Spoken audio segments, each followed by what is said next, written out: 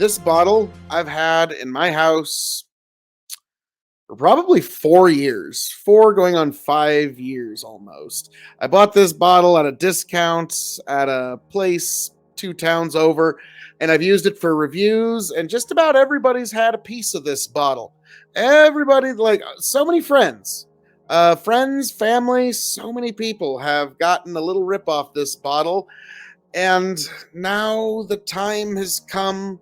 And in all that time, this Canadian Club 100% Rye never got its own review.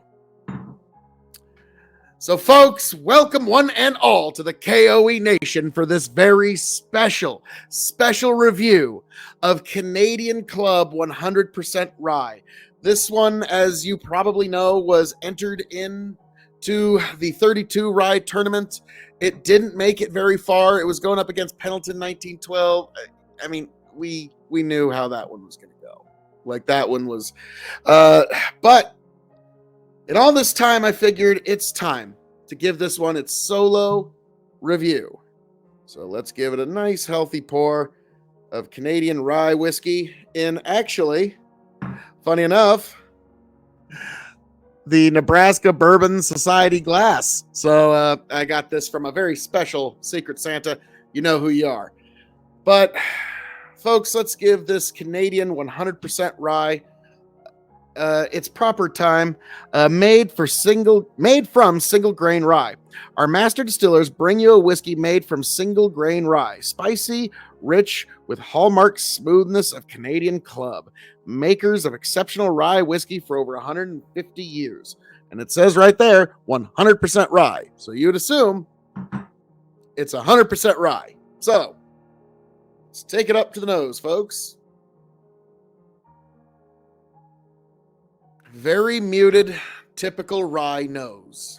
It has everything that you come to expect from a rye, but very muted. Also, keep in mind, it's been at the bottom of the bottle for a very long time. Like I said, I've had this bottle for years, and now it's time to retire it, and it's kind of strange. You know what I mean? It's like, almost sad to see it go. Have you ever had that happen, folks? Let me know in the comments if that's ever happened to you. But, well, the slightest mint, the slightest clove, and the slightest ethanol, because this is, 80 proof. I didn't figure it'd be one lick over 80. So, slanjiva, folks.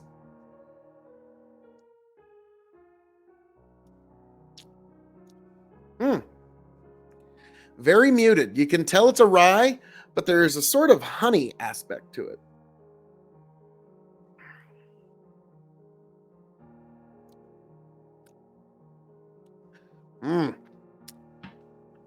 Yeah, it's got a lot of spice on the tongue. Like in a bourbon, that would be oak, but here it's just all from the rye mash. Okay. So that's fascinating taste.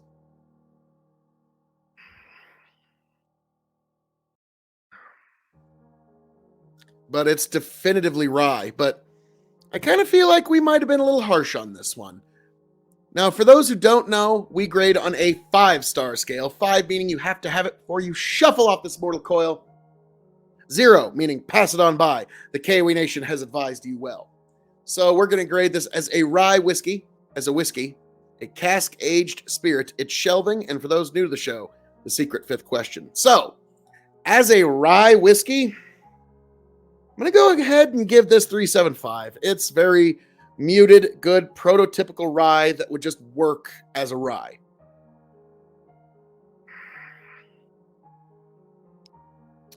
As a whiskey, I'm gonna go 2.75. It's right at the middle, but it's not like spectacular. You know what I mean? Like, you could mix it. It's above the center line. So 2.75.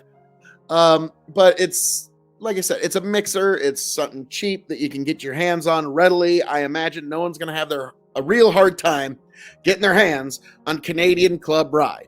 If in a few years after this video uploads, for some reason, even this is getting down to allocated, I think this whiskey craze might have gone a little too far, folks.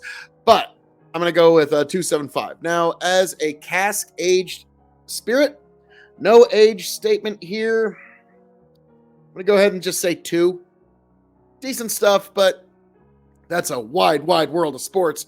You're now getting into cognacs, armagnacs, bourbons, brandies, Japanese whiskeys, Scotch whiskeys of every kind. So I'm just trying to keep in mind how wide of a berth that makes. So 2 stars as cask-aged spirit.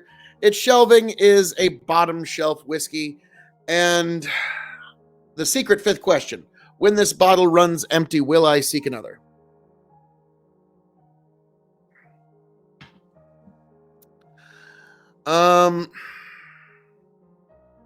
Probably not. I paid $19 USD for it. But I don't think I will, just because, like, you know, this one bottle has been through such a weird journey with me that, like, I don't think I'll ever replace it. I'll probably just rinse it out, and it's got an artificial cork, and I'll use it as a decanter for, like, if I crack a bottle of something else, I can just pour it in here.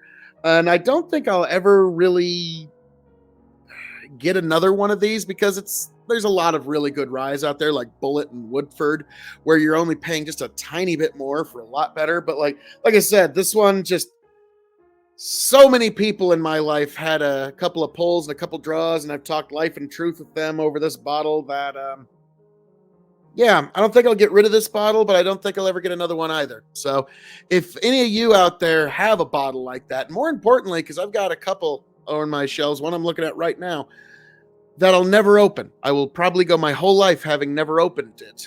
But if you have a bottle like that as well, please let me know in the comments. What's the bottle that even when it's empty, you're not going to throw away? And what's the bottle that you may never open? So folks, as I'm known to say around here, all that being said, thank you for joining us for this very impromptu review of Canadian Club Rye Whiskey. Here and see if it just smooths itself out. Get back, tell you what I'll do. If I ever get back, I promise to refabricate you. Raging rivers of gold. That's what the brochure advertised. And now we're lost. We gotta take it down. Let you down slow. It's hard to survive. El Dorado. Oh, Lord. Well, let's see how that one went. Yeah.